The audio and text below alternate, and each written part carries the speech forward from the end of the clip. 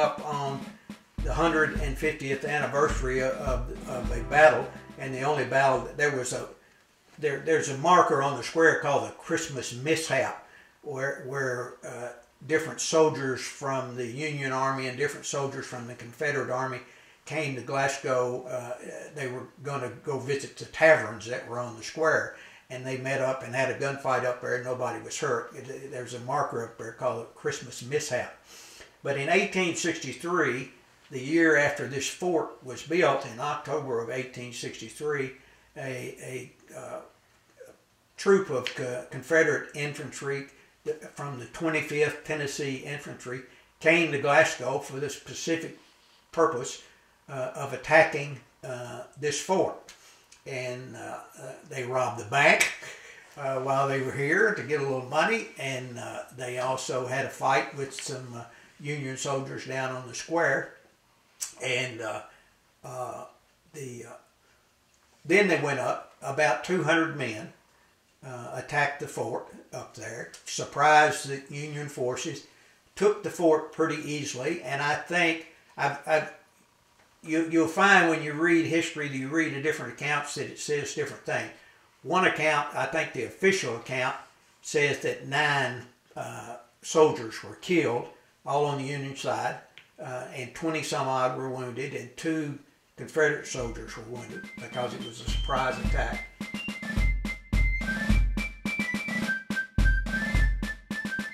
I have a letter that I bought on eBay 2 years ago from a Union soldier who was stationed in Glasgow. And he's writing home to his daddy.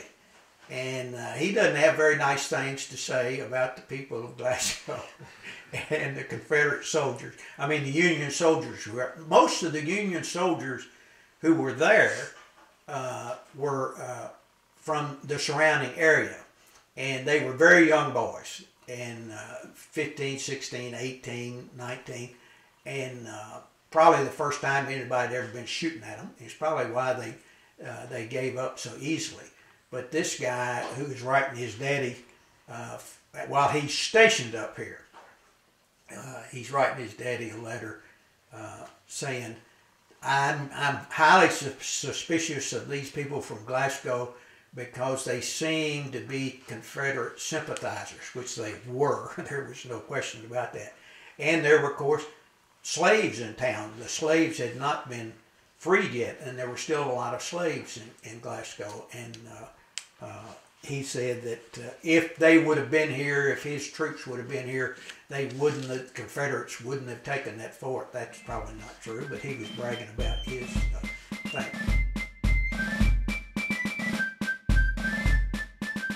I just rewatched the Ken Burns series on the Civil War, and there were more Kentucky volunteers in the Confederate Army from Kentucky than there were from Virginia, which is amazing because Virginia was a much larger state and was much more involved in the war than Kentucky. But there were more people fighting for the Confederate Army from Kentucky than there were from Virginia, and there were more people fighting from Kentucky in the Union Army than there were from Ohio. So we had a lot of folks that from this border state who went both ways, fathers and sons and friends.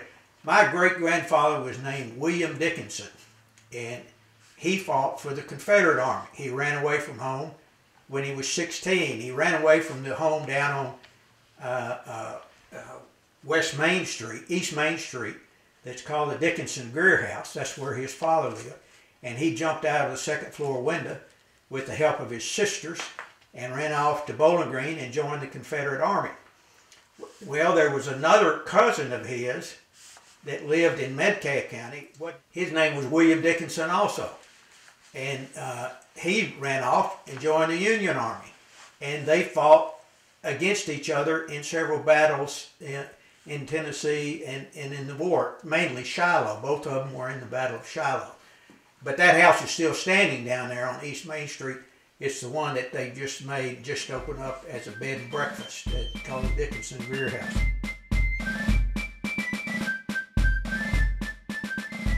Of course, Lincoln called. They had regular recruiting offices. As a matter of fact, during the Civil War, if you were in the North, you could pay somebody. If you got a draft notice, they had a draft in the North. If you got a draft notice and you didn't want to go fight, which a lot of people didn't, you could pay somebody money to go for you. There was a general from Glasgow. He wasn't a general then, but he was a colonel that he recruited. His name was Joseph Lewis. He lived in Barron County, and he recruited people. The word went out. They would send the word out. We're recruiting over in Cave City, and that's where he was recruiting. And a whole lot of men from Barron County went to Cave City and joined the Confederate Army and moved out towards Nashville. And that's where most of them were staying. Nashville, Tennessee was a secessionist state, and for a very brief time, a lot of politicians that were for the Confederates declared that Kentucky was seceding, and the capital of the Confederates was Bowling Green. So a lot of people went to Bowling Green, including my great-grandfather, and he joined the Confederate Army down there and was in there for 4 years before he got out.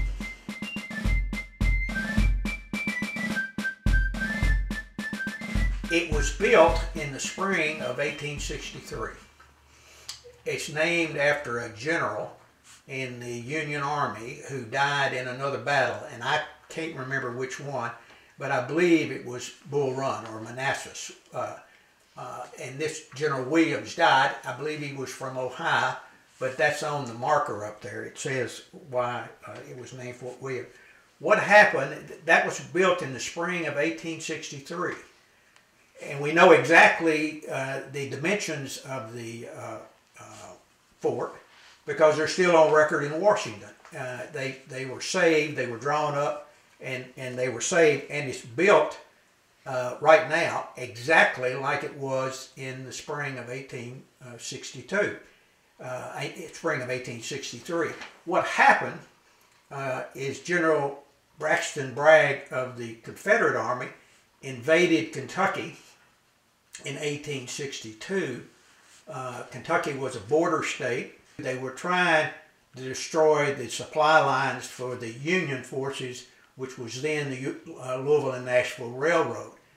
Glasgow was very close to that. They did destroy that railroad at several places, and they came up here and built Fort Williams as a buffer for people invading Kentucky. It was here, and we didn't have a railroad here. We didn't have the Glasgow Spur at that time. It wasn't built till after the war. But this was close enough that they could cover a large area of where the L&N Railroad went. So that's why that fort was built here and manned here. The only thing we haven't done, the only thing we have left to do up there is to build 2 magazines in that fort. They had underground magazines, and what they would do, they would dig the hole and build this wooden structure down in this hole and take all the dirt and pile it up in front. That was a military term called a traverse, which kept shells from coming in and going into the magazine and blowing up all their ammunition if they ever got into a fight. It's a very pretty place, and if you haven't been up there and you go up there, you can see immediately why they chose that spot for the fort, because you can see everything around. And the soldiers didn't live in the fort. They lived outside the fort. They lived in tents up there. But there were just those 2 buildings and maybe one more that the Confederates burned down at one time. But it was a very active fort until the end of the war.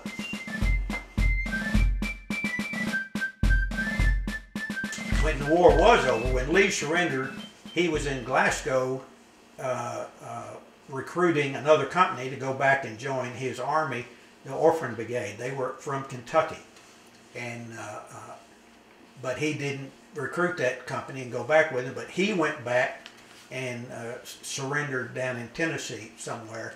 And every time somebody surrendered, they had to take an oath to the Constitution and say that they would not be a rebel anymore. And he did that, and then they would give you a piece of paper showing that he was not an active fighter, and then you could go back and live here. He came back here and practiced law in Glasgow till he died in 1890. Even though some consider the historic Fort Williams as a fail, it still serves as a major part of our community's history.